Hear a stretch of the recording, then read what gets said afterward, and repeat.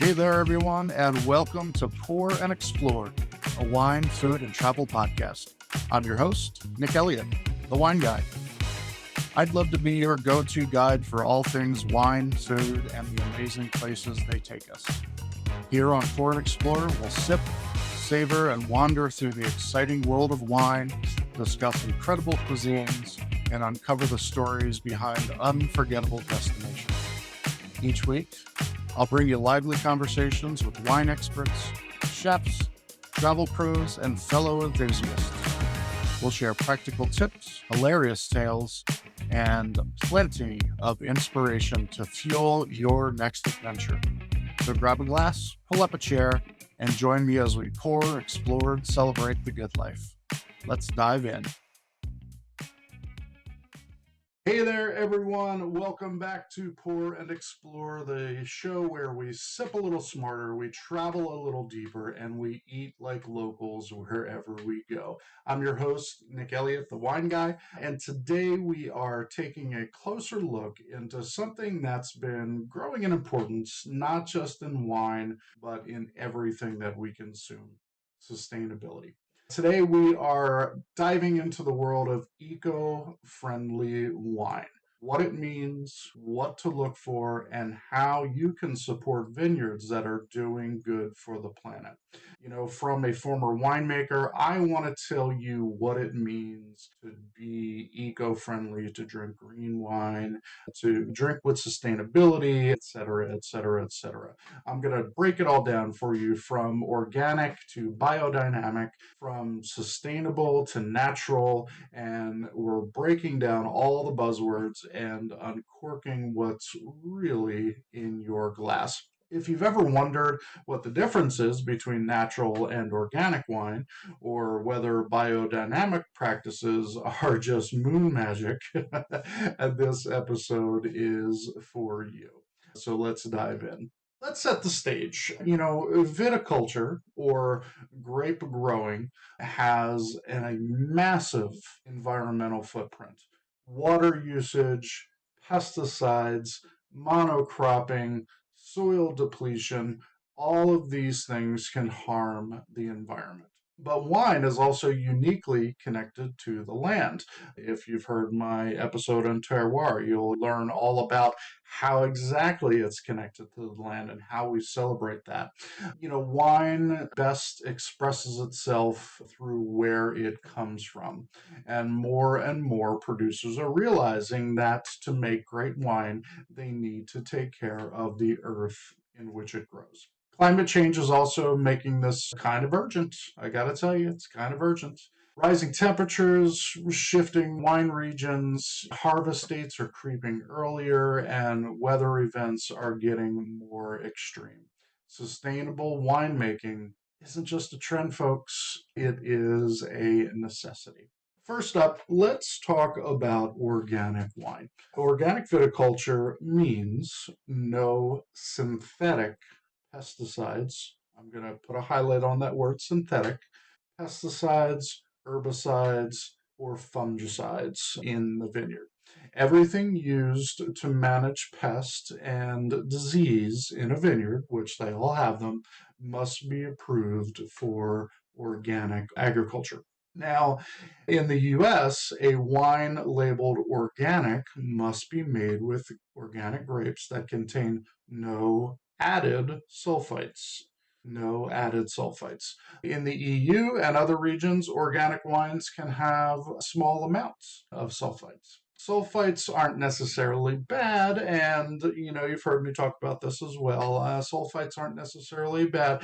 They are a preservative. They are what protect wine from spoilage, and that is a whole other episode.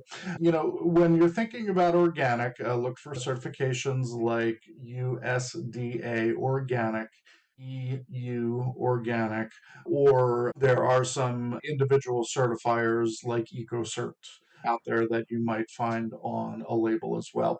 Taste wise, organic wines can be super expressive, absolutely, but they're not always wildly different. It is about the farming and a little bit about style as well.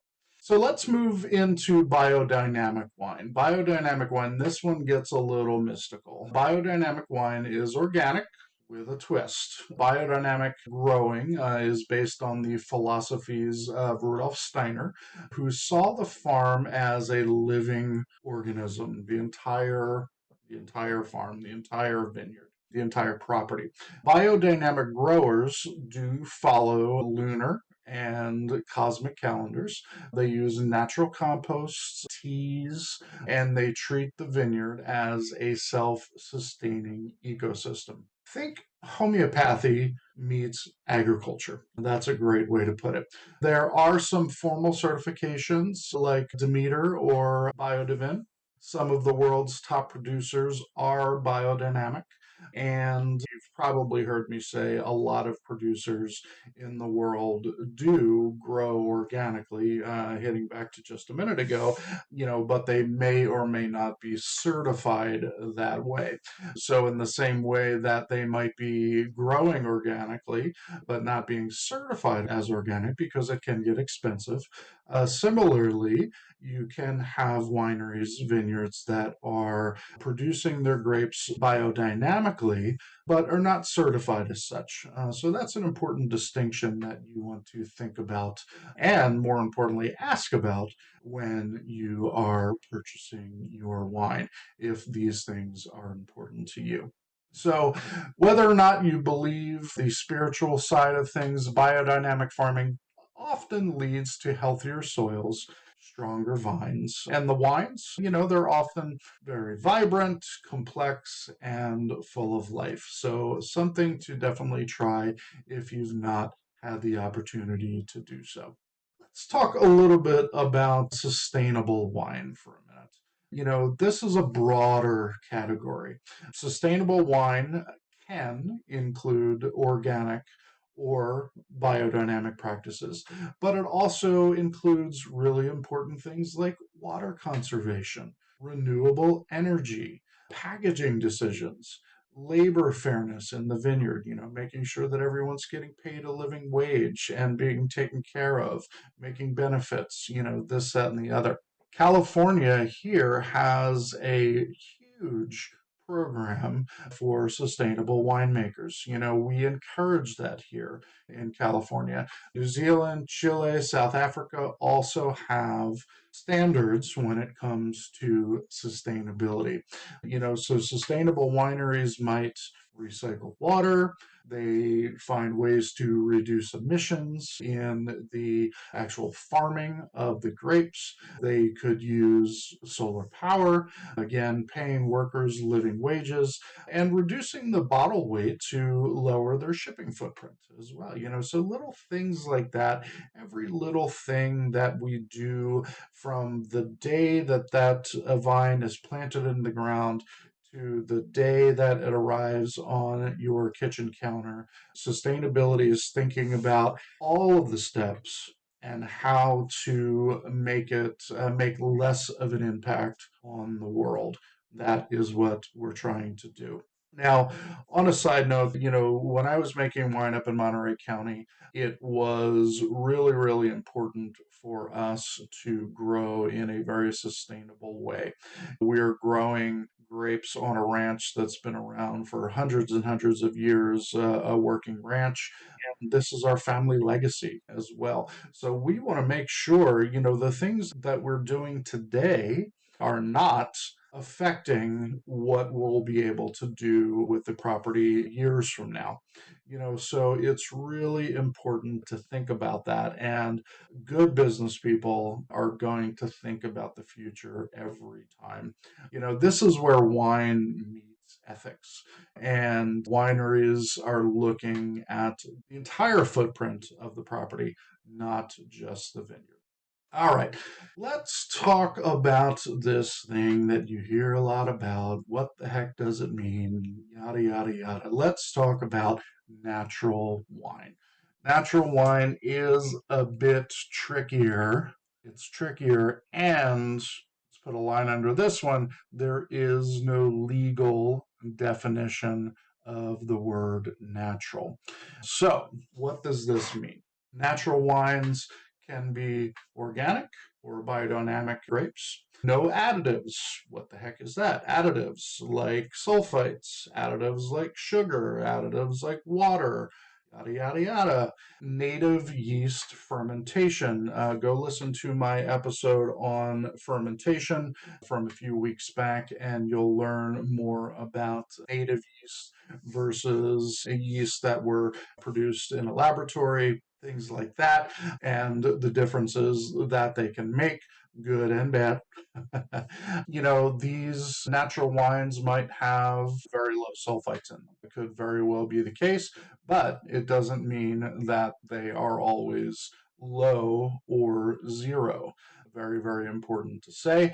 And then something that I haven't really gotten into on this show yet, but I'll talk a bit about it right now, is fining or filtration.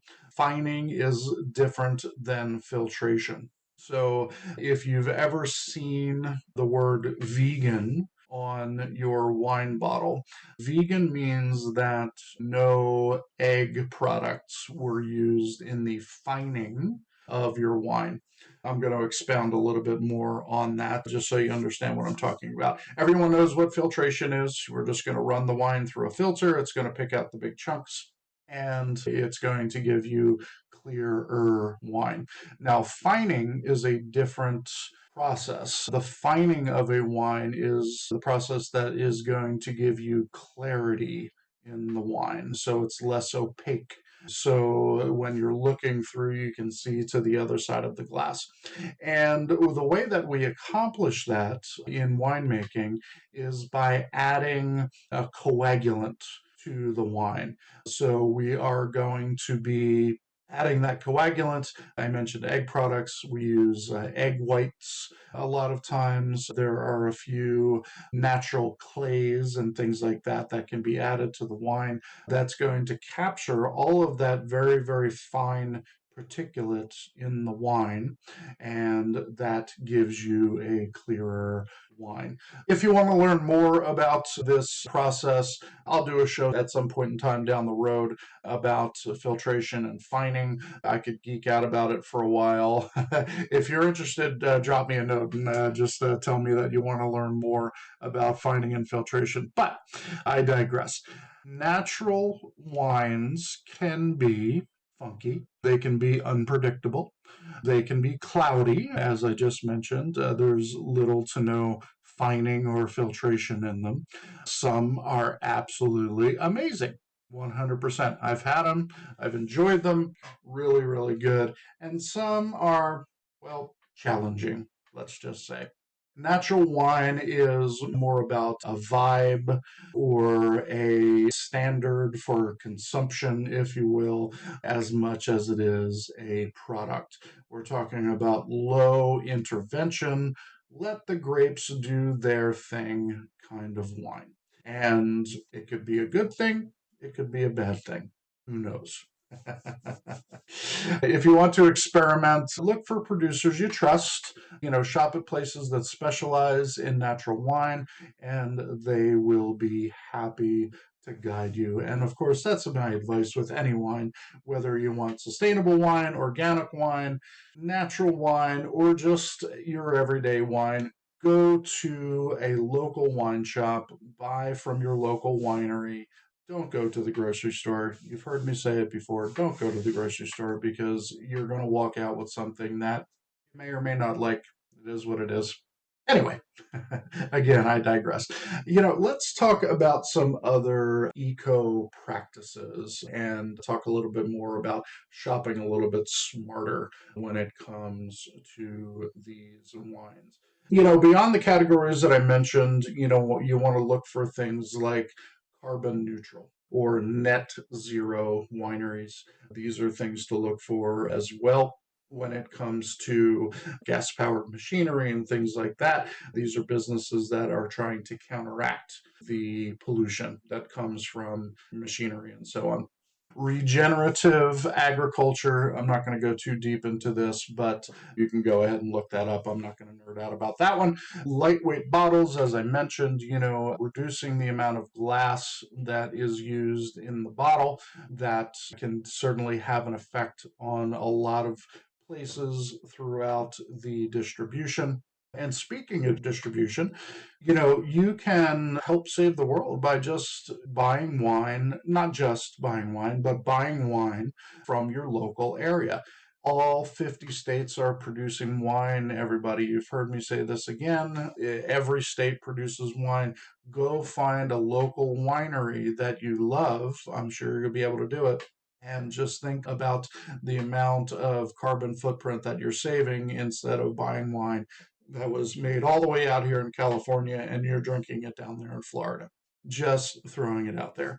And when it comes to shopping, again, go read labels, support small producers. And if you're shopping, try these things. Look out for certifications, talk to the owner of your local wine shop, your local winery, and explore some wine clubs that are focused on eco-friendly producers. That's another thing that you can look out for. Great, great advice there. So, short episode today. I just wanted to talk a little bit about eco-friendly wines. There's a lot of buzz around it. I'm not sure if you know what it means. That's why the wine guy is here for you. So if you're out there, whether you're sipping something organic, biodynamic, natural, or just sustainably made wine, you know that your choices matter. And I appreciate it from someone who appreciates it as well. Eco-friendly wine isn't about being perfect. It's about being intentional. It's about understanding the story behind the bottle and knowing that wine can be delicious and you can do good drinking it or buying it. Anyway, if you enjoyed this episode, folks, please share it with your eco-conscious, wine-loving friends. Hit me up on social media.